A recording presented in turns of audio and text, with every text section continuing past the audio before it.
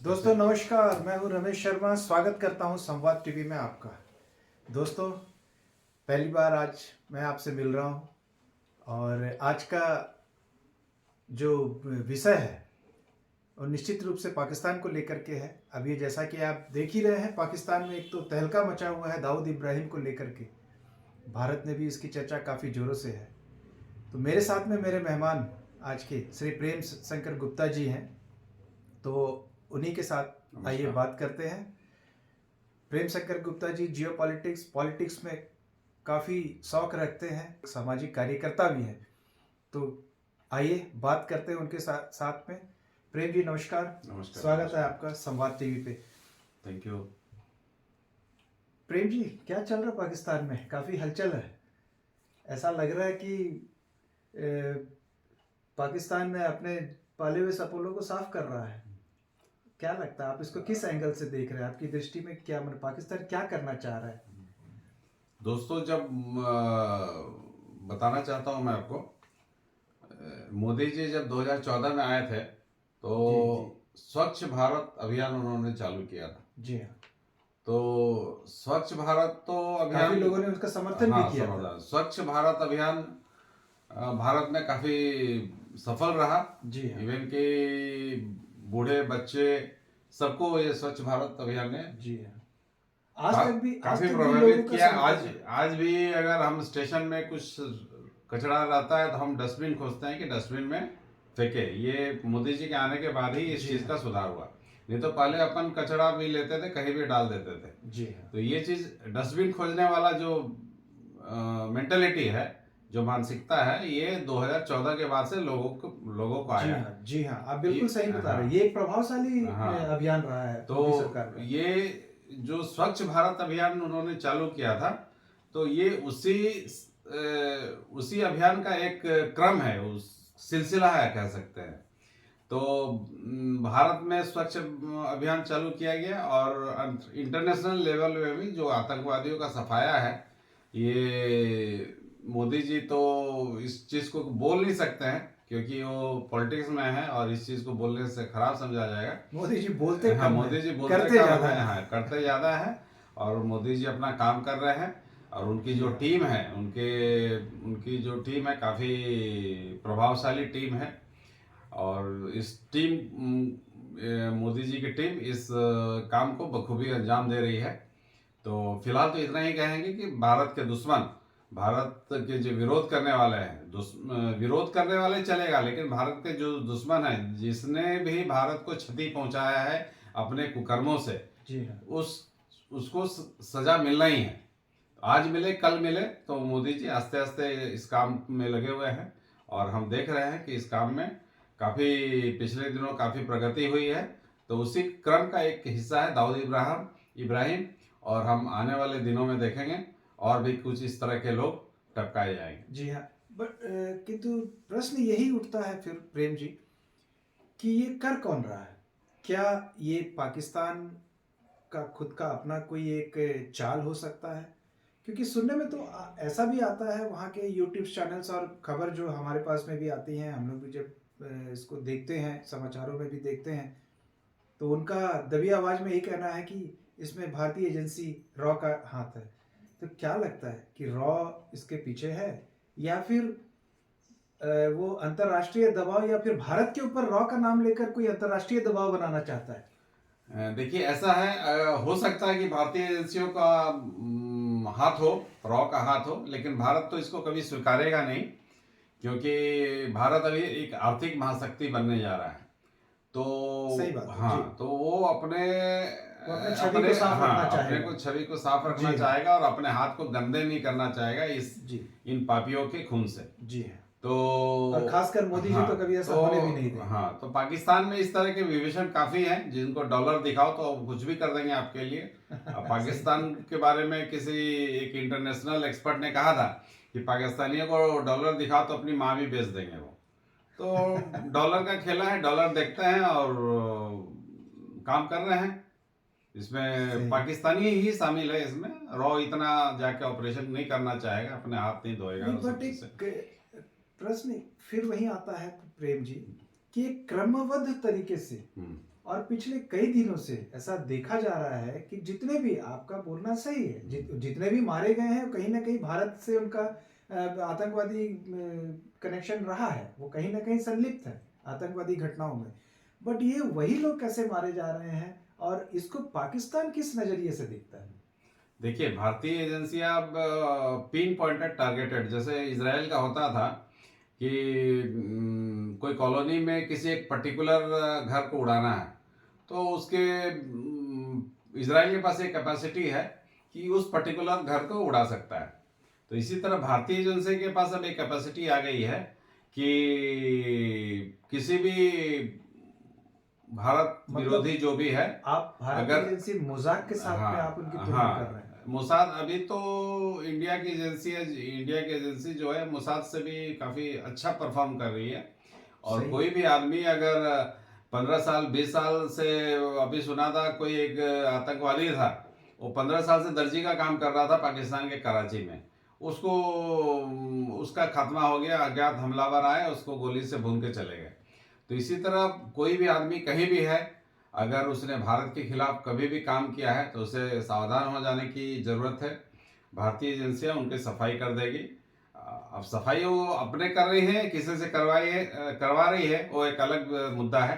ये जानना चाहता हूँ कि क्या आपको लगता है कि हमारी जो एजेंसियां, सुरक्षा एजेंसियां, उनका स्तर मोदी साहब के आने के बाद हुआ है या पहले हुआ था? मैंने आपको, आप इसको किस तरीके से देख रहे हैं? नहीं। क्या ये इनका जो स्तर है वो इतना बढ़ा है, वो अभी हुआ है या पहले से ही थी बट दबाव में किसी काम कर रही थी? भारतीय एजेंसियां शुरू से ही काफी सक्षम रही है और भारत के लोग वो कर गुजरने की कुव्वत रखते हैं जो और भी कोई दूसरे लोग कर सकते हैं। लेकिन पहले भारतीय एजेंसियों के हाथ पांव बांध दिए गए थे, वो अपना काम खुद नहीं कर अपना काम नहीं कर पाते थे क्योंकि उनको ऊपर से ऑर्डर नहीं मिलता था। मोदी जी के मोदी जी के आने के बाद से ये हुआ है कि मोदी जी छूट दे दिया ने उनको फ्री हैंड दे दिया है जी हाँ। कि भैया हमारे पास रोने मत आना, तुम कुछ करने के बाद आना। अगर किसी ने तुम्हें एक थप्पड़ मारा है तो 4 थप्पड़ मार के आना और बताना कि भैया हमने मार लिया है। जिसका हमने देखा जिसका है, हमने जो एयर स्ट्राइक हुआ था। हाँ, जो एयर स्ट्राइक सर्जिकल हुआ था, इसमें हमने देखा। क्योंकि जब बॉम्बे पे हमला हुआ था 26/11 जो 2008 में हुआ था, तो इंडियन एयरफोर्स तैयार थी पाकिस्तान पे अटैक करने के लिए, लेकिन मनमोहन सिंह ने उनको ऑर्डर नहीं दिया। तो उस समय हाथ पांव बंधे हुए थे लोगों के, हमारी एजेंसी के लोगों के हाथ पांव बंधे हुए थे। फिलहाल वो हाथ फ्री दिया हुआ है कि भैया काम करके आना, उसके बाद बताना कि हमने ये कर दिया है, बाकी मैं संभाल लूंगा। तो मोदी जी का फ्री हैंड देने वाली जो नीति है काफी अच्छा वर्क कर रही है, अच्छा काम कर रही है। अपन देख भी रहे हैं कि इंटरनेशनल लेवल में हर भारतीय का रुतबा बढ़ता जा रहा है दिन पर दिन। किसी भी क्षेत्र में, खेल हो, व्यापार हो, साइबर सिक्योरिटी हो, चाहे हर फील्ड में, एआई हो, जी हाँ, काफी ये तो देखने को मिला है। फिनटेक में कंपनियां काफी बढ़िया कर रही है जी। तो भारतीय मैंने हर चीज में भारत का दबदबा इंटरनेशनल लेवल में बढ़ता जा रहा है। कौशल तो भरा है। हाँ प्रेम जी, एक और चर्चा का विषय है, पाकिस्तान के आर्मी जनरल मुनीर साहब अमेरिका के दौरे पर हैं। काफ़ी दिन हो गया था, अभी तो उनके केयर टेकिंग प्राइम मिनिस्टर वो भी दुबई घूम के आए हैं। तो ये क्या साबित करना चाहते हैं, ये जो जाके अमेरिका में बैठे हैं, इनका कारण क्या हो सकता है? ये क्या चाहते हैं अमेरिका से? इतने दिनों से तो अमेरिका इनको लताड़ रहा था और ये अमेरिका को बुरा भला कह रहे थे कि अमेरिका आजकल भारत के गोद में बैठा है, भारत के साथ में उसका अच्छा रिश्ता है। परंतु ये अचानक से ये उनका अमेरिकी दौरा, ये क्या साबित करना, कहीं ये ऐसा तो नहीं है कि यार, क्योंकि आने वाले दिनों में आप देख रहे हैं कि पाकिस्तान में भी चुनाव होने वाले हैं, तो इसमें चुनावी पार्टियां एक्टिव अवश्य अपना काम करने के लिए कोशिश कर रहे होंगे। तो आपको क्या लगता है, मुनीर साहब किसी एंगल से सोच रहे हैं ये कहीं ऐसा तो नहीं है कि यहाँ वापस से वही आर्मी फिर रूल करने लगेगी, मार्शल लॉ लग जाएगा, जैसा कि इतिहास रहा है पाकिस्तान में हर वक्त से? देखिए, आसिफ मुनीर भी अपना जो रिटायरमेंट प्लान ठीक करने के लिए, मुझे लगता है कि अपना रिटायरमेंट प्लान के लिए गए हैं कि वहाँ से कुछ डॉलर मिले और अमेरिकन एजेंसियों को कुछ अगर करना चाहते हैं पाकिस्तान में, अफगानिस्तान में, तो वो छूट दे सकते हैं। बिना अमेरिकी सहायता से बिना सहायता से कुछ होना नहीं है। आज इंटरनेशनल लेवल में पाकिस्तान के दो बाप है, एक अमेरिका है और एक चाइना है। तो हो सकता है कि चाइना से उनको जो चाइना डॉलर से तो अब मिलता ऐसा है, लग रहा है कि उनका 36 का आंकड़ा होते जा रहा है। से उनको डॉलर उतना मिल नहीं रहा है, तो अमेरिका के पास गए हैं, वहां से कुछ डॉलर वॉलर लेके आएंगे, और वो तो पाकिस्तान के लिए लेके आएंगे, अपने लिए ही ज़्यादा लेके आएंगे। और इनका भी अब रिटायरमेंट होने वाला है, तो किसी भी फॉरेन कंट्री में या विदेश में, हो सकता है अमेरिका में ही बसे हो, तो अपना घर बार देखने गए होंगे, वहाँ रिटायरमेंट प्लान वगैरह, रिटायरमेंट के बाद कहाँ रहेंगे क्या रहेंगे, उसी ऐसी भी चीज़ का। खबरें आ रही हैं प्रेम हाँ, जी, घर बार अपना फाइनल करने गए होंगे। और ऐसी भी खबरें आ रही हैं कि बिना पर एक्चुअली दरअसल होता क्या है कि पाकिस्तान के अपने कोई असूल तो है नहीं, हमेशा वो अमेरिकी दबाव में ही काम किया है। अब अमेरिका पाकिस्तान के अंदर भले ही उससे दूर रहा हो, लेकिन कोई भी दखल अंदाजी बिना अमेरिकी दखल अंदाजी के वहाँ कोई फैसले नहीं लिए जाते हैं। तो आज अगर वो सोच रहे हैं या मुनीर जी ये सोच रहे हैं कि वहाँ मार्शल लॉ लगेगा, कहीं इसका कोई परमिशन वगैरह, क्योंकि ये भी खबरें आ रही हैं, तो आप क्या सोचते हैं इस पे, कहीं वो नहीं, परमिशन लेने गए हैं क्या? देखिए, पाकिस्तान हाईली अनप्रडिक्टेबल कंट्री है।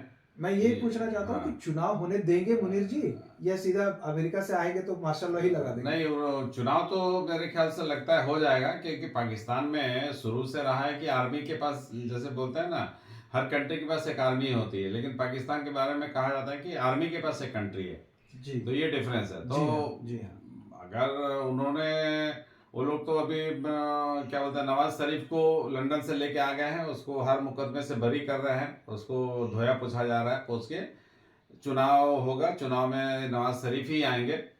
और इस्टेब्लिशमेंट, जो वहाँ की आर्मी को इस्टेब्लिशमेंट बोलते हैं, तो इस्टेब्लिशमेंट शुरू से हावी रहा है, बैकडोर से शासन उनका ही चलता है, सामने भले ही कोई भी मंत्री हो, चाहे मुख्य प्रधानमंत्री हो, उससे कोई फर्क नहीं पड़ता है, तो उनका ही शासन चलेगा, इसमें कोई राय नहीं है।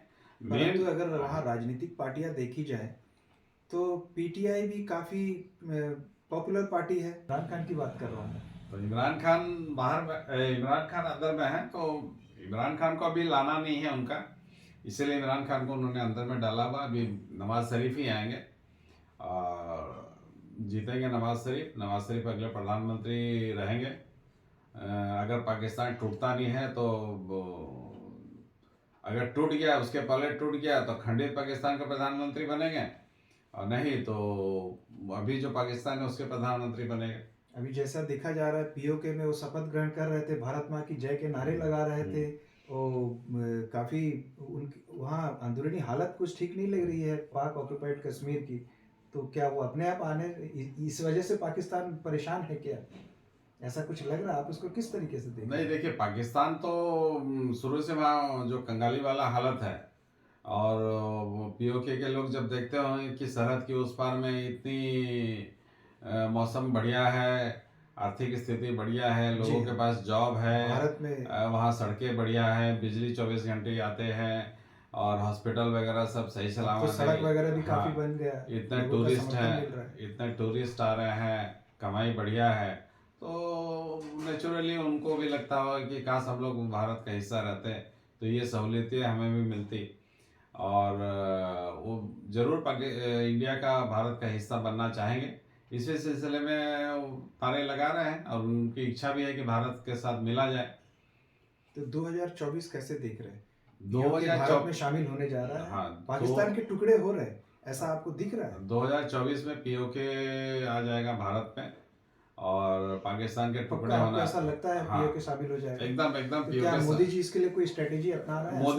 मोदी जी जो डेवलपमेंट यहाँ पे कर रहे हैं, उतनी स्ट्रेटेजी ही काफी है। उसी स्ट्रेटेजी में ही एक दिन मुझे लगता है कि पाकिस्तान खुद बोलेगा कि भैया इसको आप पीओ मैंने आप आपका ये कह हिस्सा रहे हैं है। कि मोदी जी बम बारी नहीं करना चाहते, हाँ, कोई डेवलपमेंट काम ऐसा बिना कर रहे हैं? बमबारी के वो पाकिस्तान से, बिना जानी जी माल के नुकसान किए हुए, वो पाकिस्तान से पीओजे के जी हाँ, लिए। मोदी जी हैं तो कुछ भी कर सकते कुछ भी हैं, कर उनका सकते तो सोच ही बिल्कुल अलग है।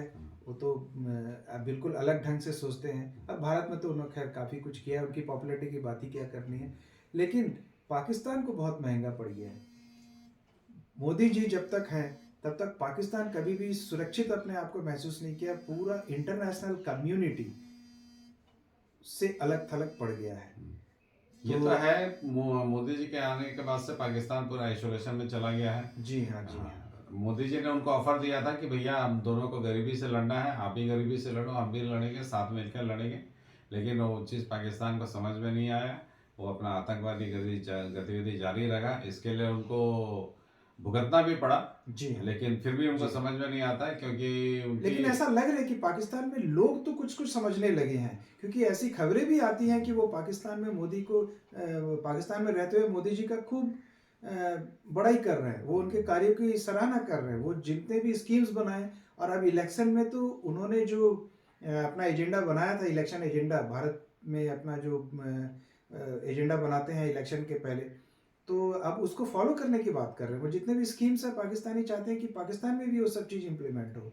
हाँ तो तो वो क्या ये संभव हो पाएगा वहाँ? नहीं, संभव तो नहीं, फिलहाल तो संभव नहीं है। वो यहाँ की तरक्की देख के वो चाहते हैं वैसा हो। तो जैसे बोलते हैं ना कि शायद वो ये गुरु चाहते हो मोदी जी अब पाकिस्तान को भी राज कर रहे हाँ, हैं। वो चाहते ही होंगे। अल्टीमेटली वहाँ भी एक हिंदू ही कुछ दिन के बाद राज करेगा, क्योंकि ये जब तक कोई कैसे भी करेगा प्रेम जी? हिंदू का जो वहाँ हिंदू की जो जनसंख्या है, वो तो पूरा निम्न से निम्न स्तर तक नहीं, पहुंच जब गई है। ब्रिटेन में कर सकता है, उनको किसी हिंदू आदमी को बनाए तभी उन हिंदू आदमी को प्रधानमंत्री अगर स्वीकारते हैं तभी उनका देश का भलाई है। उनके बताए हुए मार्गों पे चलते हैं तभी देश की भलाई है। नहीं तो फिर जैसा है वैसा है। पाकिस्तान दे हम लोग देख ही रहे हैं पाकिस्तान कैसा है, और भी गर्त में जाएगा। अगर मुस्लिम शासक रहेगा तो यही होता रहेगा, क्योंकि उनके बच्चों को वही सिखाया जाता है शुरू से। तो जैसा सीखेंगे वैसा करेंगे। और क्या जी हाँ, जी हाँ। इसमें। भारत में भी ये समस्या है मदरसों में। खैर, इस पे चर्चा बाद में करेंगे। तो दर्शकों, आज ये हमारी बातचीत प्रेम जी के साथ में हुई है। बहुत बढ़िया प्रेम जी, आपका बहुत बहुत धन्यवाद। आपने बिल्कुल समय निकाला, थैंक यू, थैंक यू, महत्वपूर्ण समय निकाला। धन्यवाद। और हमारे दर्शकों को काफ़ी कुछ आपसे जानने को मिलेगा। धन्यवाद।